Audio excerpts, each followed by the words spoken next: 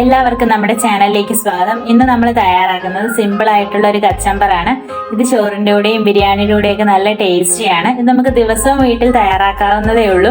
വളരെയധികം ഹെൽത്തിയുമാണ്. അപ്പോൾ വീഡിയോ ഇഷ്ടപ്പെട്ടാൽ ചാനൽ ഒന്ന് സബ്സ്ക്രൈബ് ചെയ്തേക്കണം. അപ്പോൾ നമുക്കിത് എങ്ങനെയാണ് തയ്യാറാക്കുന്നതെന്ന് കണ്ടു നോക്കാം. ഇതിനു വേണ്ടി നമ്മളൊരു പാത്രത്തിലേക്ക് ആദ്യം തക്കാളി അരിഞ്ഞിടുവാണ്. ഇതുപോലെ ചെറുതായിട്ട് അരിഞ്ഞെടുക്കാം. 2 തക്കാളിയാണ് നമ്മൾ എടുക്കുന്നത്.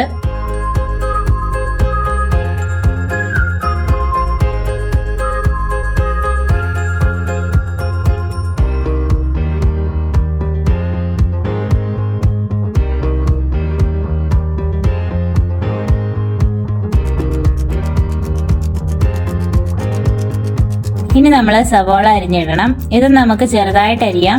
2 സവോളയാണ് എടുത്തിരിക്കുന്നത്.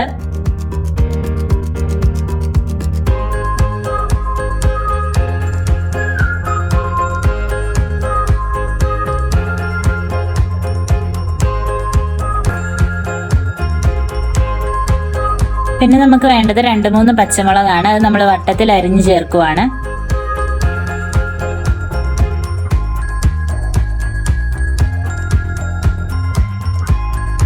ഇനി കുറച്ച് കറിവേപ്പില ഇടാം. എന്നിട്ട് നമ്മൾ ഇതിലേക്ക് ആവശ്യത്തിന് തൈര് ഒഴിച്ചു കൊടുക്കുവാണ്.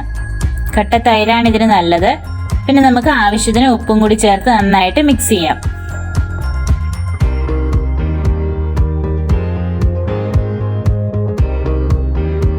ഇപ്പൊ നമ്മുടെ കച്ചമ്പർ റെഡി ആയിട്ടുണ്ട്. ചോറിന്റെ കൂടെയും ബിരിയാണിയുടെ കൂടെയൊക്കെ ഇത് വളരെയധികം ടേസ്റ്റിയാണ്. ഇത് നമുക്ക് ദിവസവും വീട്ടിൽ തയ്യാറാക്കാവുന്നതാണ്. അപ്പൊ ഇതെല്ലാവരും ഒന്ന് ട്രൈ ചെയ്ത് നോക്കണേ.